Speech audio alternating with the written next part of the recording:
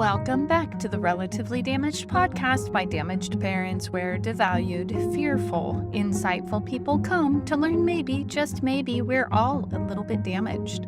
Someone once told me it's safe to assume 50% of the people I meet are struggling and feel wounded in some way. I would venture to say it's closer to 100%. Every one of us is either currently struggling or has struggled with something that made us feel less than. Like we aren't good enough. We aren't capable. We are relatively damaged, and that's what we're here to talk about. In my ongoing investigation of the damaged self, I want to better understand how others view their own challenges. Maybe it's not so much about the damage. Maybe it's about our perception and how we deal with it. There is a deep commitment to becoming who we are meant to be. How do you do that? How do you find balance after a damaging experience? My hero is you, the one who faces seemingly insurmountable odds to come out on the other side whole. You, who stares directly into the face of adversity with unyielding persistence to discover your purpose. You are the people who inspire me to be more fully me, not in spite of my trials, but because of them. Let's hear from another hero. Today's topic includes sensitive material which may not be appropriate for children. This podcast is provided for informational purposes only and is not intended as advice. The opinions expressed here were strictly those of the person who gave them. Today we're going to talk with Mike Forrester. He has many roles in his life: son, husband, father, transformational coach, and more.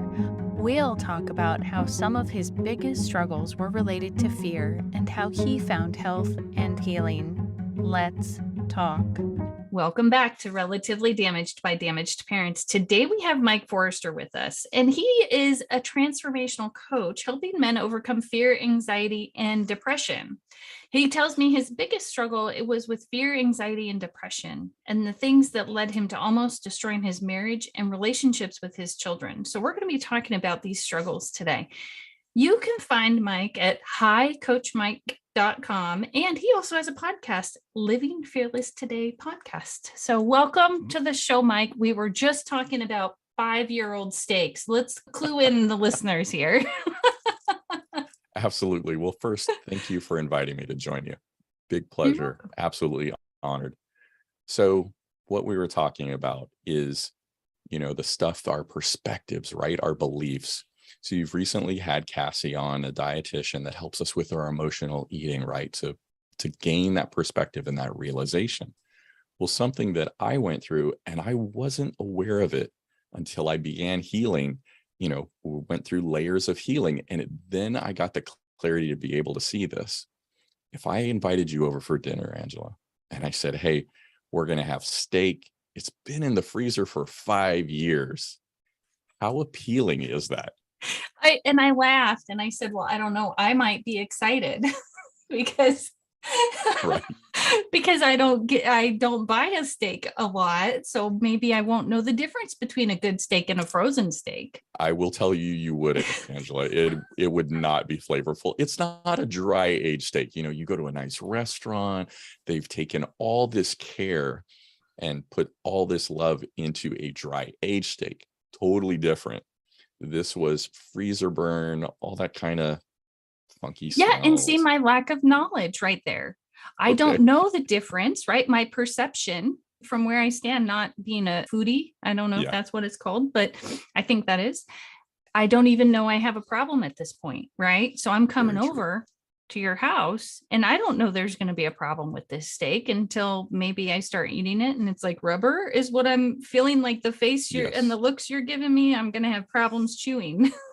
Well, and what you just talked about, not being aware of there being problems, how true does that hold to our parenting and as we as children inheriting all that stuff, and then we can realize what we've picked up. Going back to the steak. So I came from a home that was mentally, physically, and emotionally abusive, right? So I had childhood trauma. My parents did the best that they could. They're hurt. They're doing the best they can. My mother, as a way to control things, which gave her confidence, that security in life, would take a chain with a lock and padlock the fridge. So you could not get food out of the fridge. So literally a chain Yes. on the, because I remember like my mom would lock the freezer, the outside freezer with the other food. Yeah. No, which came from a safety thing. Well, not safety. Well, maybe it was safety, but she was a single mom with 4 of us at home. Right. And I think she was worried about making sure the food lasted. Yeah. And that was, I think, at the core of one of my mom's concerns. Now, what you talk about being able to lock your freezer, that is absolutely a safety feature and very wise to have. What I'm talking about is like a fridge and freezer combination where you have the handles. She literally took a chain and put it around and would lock the handles and then put a padlock on it so you could not get in there. And her thing was controlling access to stuff. Now, fast forward to when I'm a parent, I have this belief that there's never enough food. So I'm looking for the comfort and the security of having food. And so I would stockpile food in, like steaks, pork, whatever kind of frozen things that I could get my hands on. I would put them inside of the freezer, and that gave me a sense of security. I knew there was food. Now there's a disconnect in there because that food that's been in there for 5 years is rotten. I mean, not rotten in like a peach goes bad, but it's got freezer burn. It's not edible. It did not cross my mind that, hey, you're wanting to store, edible food. And so you need to rotate through. Instead, it was hoard, and make sure that there was an abundance of food because I didn't want to have that lack of access like I did as a child. And there's so many times where it's like that kind of experience as a child will then cause us to make decisions as adults. And I swore that I would never do that to my kids, like locking the fridge. I didn't, but I didn't give them access to edible food. It was still locked away by like dad's word of, hey, we need to make sure we have this, but it wasn't locked, physically locked. And so the physical lock that mom had turned into verbal lock. You can't eat that food because we need to make sure we have enough. So at what point did your perception change? I mean, it sounds like that perception of fear, I'm not going to have enough, and maybe some anxiety about whether or not the food is going to be there, that not only had you taken that on as your own, but now you're recognizing. When did you, I guess this is my question, when did you recognize that you were passing it on to the kids or that you were even using it? So understand, I came from, a mom and a dad, like we talked about, they were hurt, right? So you're a mistake. We didn't want you. You're not going to amount. Those kind of verbal things. And I swore I would never be like my parents. Big surprise. I became exactly like my parents. I mean, how many of us walk that same path? I swear I'll never do this. And yet we end up in the same place doing it maybe slightly different, but we're the same parent that our parents taught us that they were. And so it didn't come about until years after I had started healing myself, because previous to that, I'm looking at a relationship with my wife. Our marriage is on the rocks. We're ready to divorce. Well, I'm ready to divorce. She's like, no way. And I'm like, I'm done, because I'm very much at that time, I was Eeyore saying I'm a victim, but I was also a cross with the Hulk because I grew up in a home with rage. And so anger was how I manipulated situations, with my wife, with my children. Explain that, how you used anger to manipulate the situation with them. So my son said it best, and I recently interviewed him, and he's now 21. So that relationship has been healing over years. But back when he was younger, I asked him, I'm like, what was our relationship like? He was like, you were authoritarian. You were very much, like the general, and I was a lowly private. And I tried to avoid you because if I came near you, then there was always that risk of you being angry at something else and you just take it out on me. And so something else could have gone on with work. I come home. Home is that safer place. And so in those safe places, it's often our family that we hurt the most, because if you get mad at your boss, you get mad at a colleague, there's going to be repercussions most of the time. I get mad at my wife and my children. Our thought is, I'm going to get away with it. They'll just put up with it. This is who I am. And we take it out. Now, whether that's conscious or unconscious depends on where you are as far as your self-awareness. But the anger was there as far as manipulating. I used it as like an intimidation factor. And so I would yell, I would rage. I didn't hit my kids. I spanked them, and sometimes went beyond where was equal to what they had done, if that makes sense, Or what you could justify compared to what they did, because you were Exactly. losing control, right? Or they weren't Yes. doing what you wanted them to do. Correct. Got it. And so it was one of those, at that point in time, I thought it was in line with it because of how angry I was. And, using that manipulation, I mean, they're little kids. You're looking at your mom and dad going, this is supposed to be a place of security and love. I was nothing close to security. I was intending to love them, but it was misaligned very broadly. Right. So it's not that you didn't love them. It's that this idea of how to show that maybe was, or you didn't know. I mean, at that point in time, all you had was the information you had. So at what happened? It sounded like maybe there was this thought of divorce and challenges with the kids that was your crisis that said, oh my gosh, this is not working. Is this who I want to be? Yeah. Understand, I didn't have a solid grasp of what love, like a healthy love, really was. When my wife and I first started dating, I felt a difference with her, to the point that I can vividly remember, being in a parking lot by where she worked and getting to a crossroad where it's like, what you have for me is so different than what I have at home, which put me at a juxtaposition where it's like, if this is love that I've experienced from my mom and dad, then what the heck is this that my girlfriend is giving me? And if this is really love, why in the heck did my parents not love me? And my wife puts it as, I saw red, and I took off in my car, floored it. This was before cell phones. So the short of it, just to say, I didn't have a healthy understanding of love at that time. I'm not loving myself.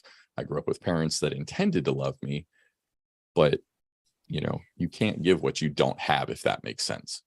Yeah, it does. Would you say at that point in time that you thought control was love? So if they did what you wanted them to do, then they loved you?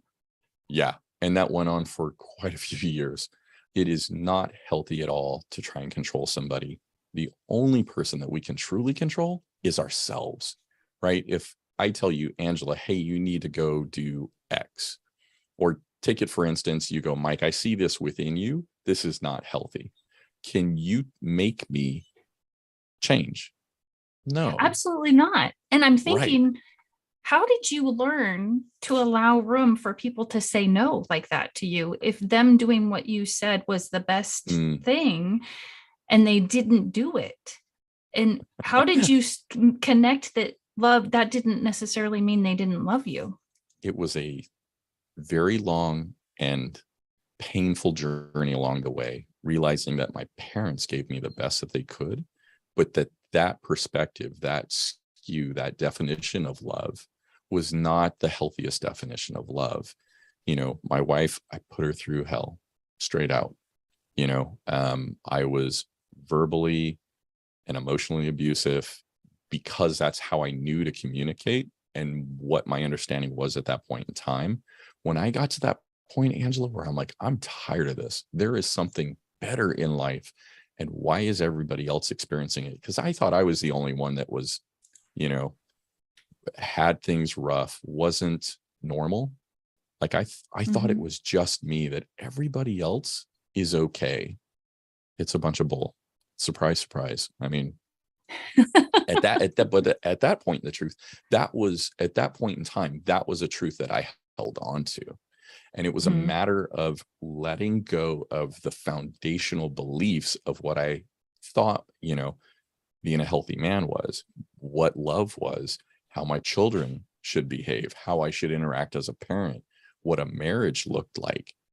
Mm. My life did 180 degrees because I built it on lies and fallacies.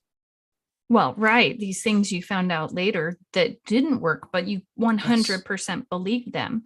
So, were you confused as to how your wife could still love you when you realize all of this, or how she could love you through all of that behavior that you're like this? Now that you look back, you're like, that was not love. I mean, when you first realized it, was it confusing?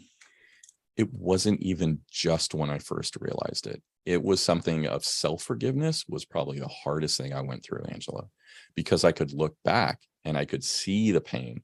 And it's like, how could you do all that? And it was self-forgiveness, right? I can forgive others, but it was that self-criticality and that lack of forgiving myself that was probably the hardest part of the journey. And just saying you did the best with what you knew. And now I can look back and go, yes, I have sorrow for the fact of how things were, but there's also joy in the fact that I did not stay there. And so now I'm in a totally different place with my wife where it's like she's my best friend. I mean, it's a healthy, vibrant relationship where, Yeah. she's been able to grow and become all who she is, right? So she's Mhm. gone and gotten her degree and been able to take on her own business. If she had done that back before, Angela, that was a threat to my insecurity. And I'm like, how dare you try and rise above my level of provision? You know what I mean? Like I see her success as a threat when it's like we're supposed to be partners. We're supposed to be going in the same direction. And yet there's that internal war within the two of us where I'm looking going, don't do that because that's not what you're Right. supposed to do. Right. And I think I'm still Yeah. stuck back on the when you were certain that you needed a divorce and she's like, no, was that confusing because you had behaved in such a manner that Mhm. you started to realize was not love? I did not fully step into changing my perspective at that time. And so her going, I don't want a divorce. Where we're at isn't healthy, but a divorce is not what I want. I didn't care what she wanted at that point, Angela. It Mm. was, and this will sound twisted, but this is where my mind was at the time. Again, remember, I'm Eeyore, so I'm in a victim mindset. If she divorces me or we divorce, I have a perspective of, yep, I'm the victim here. I did the best I could and she left. It's almost like when you go, I'm a klutz. Why am I always so clumsy? You're going to discover those things that reinforce those beliefs that you have. And so it's like, yep, I stumbled. Okay, I'm clumsy. When that's absolutely normal, right? The sidewalk was uneven, or there was a cord. And it's like we're looking for those things to reinforce. And at that time, that would have reinforced that belief of I'm a victim. Yep, she wasn't invested in the marriage like I am. And so that victim mindset gave me the lens to look through, and those actions would then just reinforce whatever, you know, life events occurred. Right. So in that moment Mhm. of that decision to stay, it's almost like you had to make a choice that either you're going to start looking at yourself or you're going to continue to blame and be a victim. Yeah.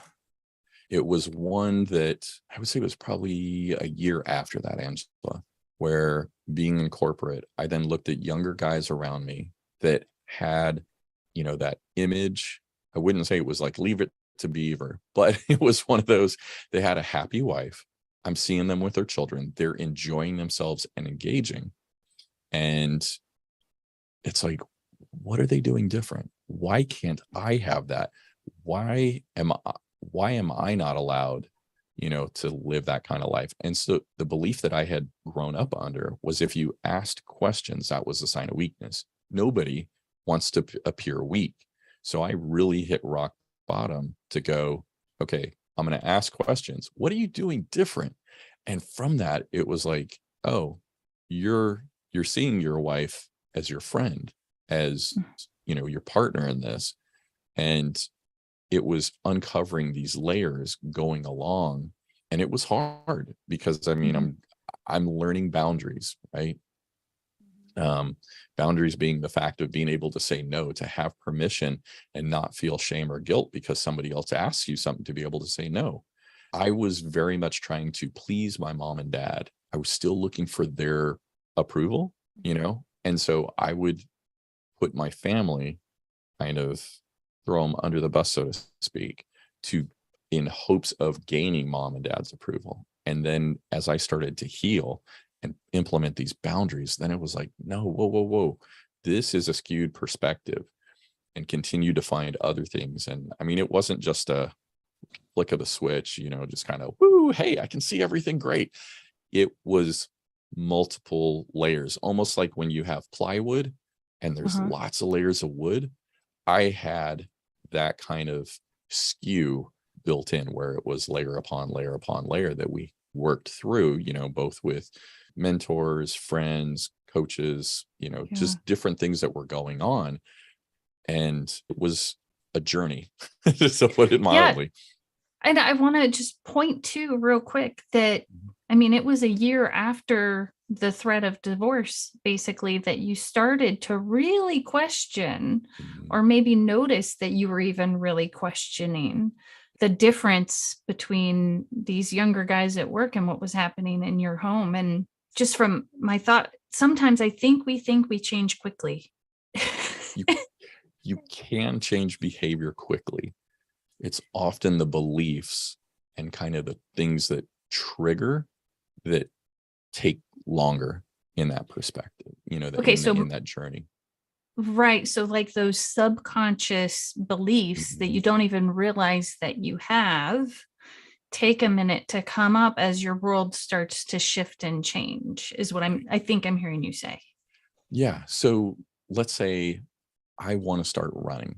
If I have told myself and had a belief, I hate running, just because I start running doesn't mean I'm going to enjoy running. And there's more resistance there because I've got this belief, I hate running. And then I have this other desire of, I want to go running to be able to run a 5K, whatever the case may be. And so they're at opposition to each other. That core belief has to change, where it's like, I'm a runner. I enjoy running.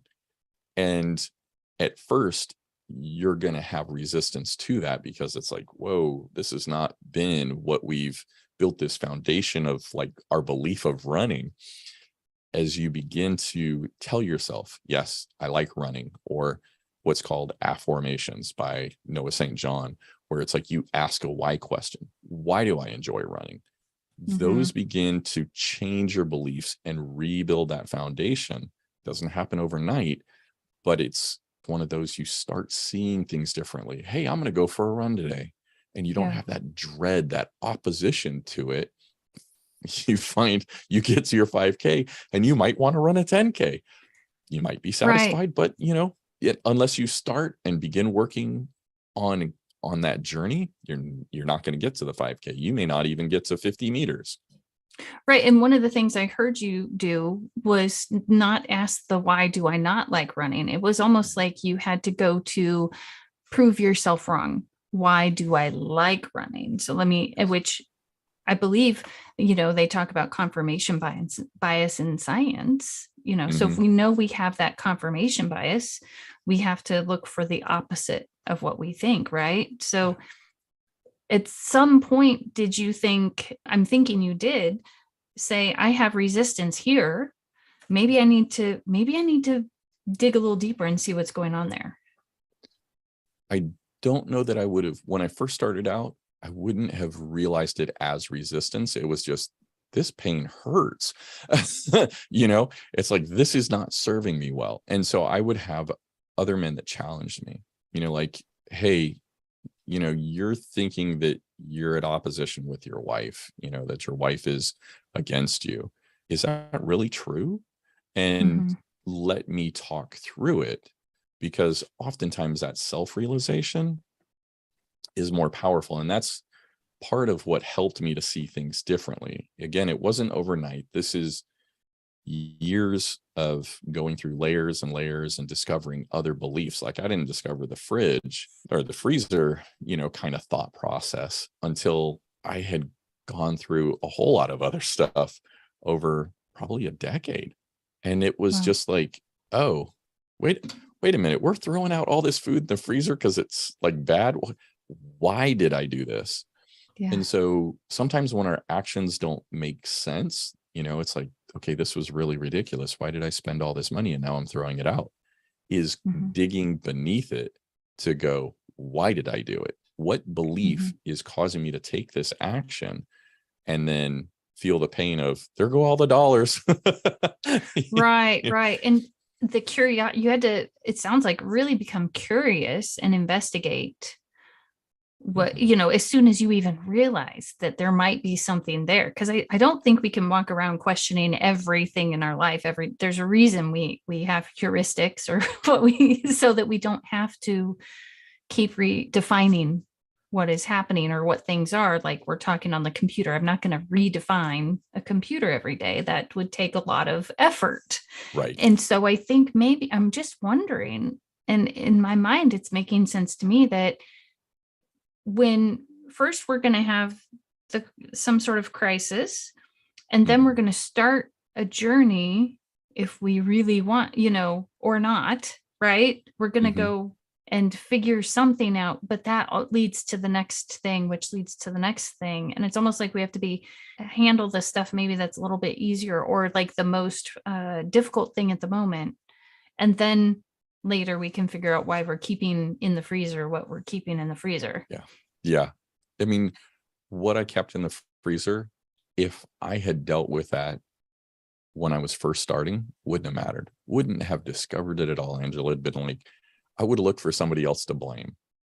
But the thing is, as I heal and I take responsibility for what's going on, and part of it is understanding, where do I want to go, right? You heard me say earlier, I don't want to be like my parents. Okay, that's great. I could be in Los Angeles and set out in a car driving east and go, I don't want to go to Miami.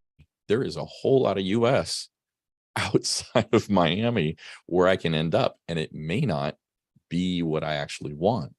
And so defining, what do I want my life to look like? Who do I want to be? How do I want to serve my family, right? My children, my wife, and going through and defining those things gives you a lot more clarity and direction. And once I started doing that stuff, then it was like, okay, I want to have food that's available. I'm just throwing all this out. That doesn't align with what my objectives are, what my goals are, what I'm envisioning for myself and my family down the road. Yeah. And so when those things are disjointed and they're not aligned, it's easier to see those things. I mean, you're always curious, you're going, why is this the case? But being able to say, this is where I want to go, this is how I want to do it. I mean, we could take off for let's say Savannah, and there's still a lot to even decide in that. Do I want to drive 8 hours a day? Do I want to drive 12 hours a day? Do I want to get there eating McDonald's or eating sit down? Right. So it's having clarity, and it takes time. I didn't just sit down and go, this is what I want my life to look like. It was deciding, giving myself actual permission in that. Yes, I want this, and I do deserve it, to let go of those other beliefs that I had grown up with. And then making sure that it's like, okay, what I'm doing, is that, aligned and it on the same path where I want to get. And throwing hundreds, and now today what would have been thousands of dollars of food away, I mean, that doesn't serve anybody. And so when I'm looking at it, like, is the food edible? No. Does this help my bank account? Absolutely not. Yeah, because you're throwing it away. Yeah, exactly. But something I noticed just in our conversation is that you went from focusing on what you didn't want which Mhm. inevitably you created what you didn't want, is what I'm hearing, Yes, and then started figuring out how to focus on what you do want. correct. Like I mentioned there, a lot of giving myself permission to envision and see that stuff. Because if you had asked me, what do you want your life to look like in 6 months, 12 months, 2 years, 3 years? I had no idea. That wasn't an exercise I had done. And I didn't feel at that time that I deserved a better life. I had seen myself as that divorced, distant father, divorced husband, distant father, because that was where I felt my life was going. Remember, I'm looking at it from a victim perspective. Well, as I'm letting go of those beliefs and going, you're not that guy that your parents told you to be. The dyslexia that you struggled with as a child and made you feel like you were so bizarre and, just special, but not in a positive way, that is not defining who you are now or who you're going to be in, down the road in the future. What would be 3 top Mhm. tips or tools you would say to someone maybe at the beginning of your journey? Or more, Yeah. maybe not right at the beginning, maybe where they can hear the message. I would say be forgiving of yourself. It's going to take energy. It's going to take time, and you need to be your friend and advocate first of all, because otherwise you won't be able to stick with it. Second is to have healthy friends around you, because you need that encouragement when things get rough. You need somebody to talk to, and having healthy people rather than other Eeyores. Like, you didn't want a herd of me back when I started. You want people that are in a healthy place to encourage you and take you along the journey. And I would say the third is, like Angela, if I was struggling with something and I looked at you and I wouldn't feel the same way, I'd be like, Angela, oh my gosh, you've got this. Come on. Then realize that that is a self-criticality. That is just me being hard on me because of how I feel about myself. So often placing somebody else in that situation gives us a different perspective or some freedom to see, okay, hey, this is the truth about it. I feel this way because it's me. So I would say that's 3 things that I would really invest in at first to make sure you're able to get through this in the long haul. Yeah. What a fantastic conversation. This is Coach Mike. You can find him at hicoachmike.com. He's got Living Fearless Today podcast. I am super grateful that we got to have this conversation today. Thank you so much. Thank you for having me, Angela. Thank you for listening to this week's episode of Relatively Damaged by Damaged Parents. We've really enjoyed talking to Mike about how he was able to be loved in his own mess so that he could heal. We especially liked when he spoke about hoarding food in the freezer. Those steaks, I tell ya. To unite with other damaged people, connect with us on Instagram. Look for Damaged Parents. We'll be here next week, still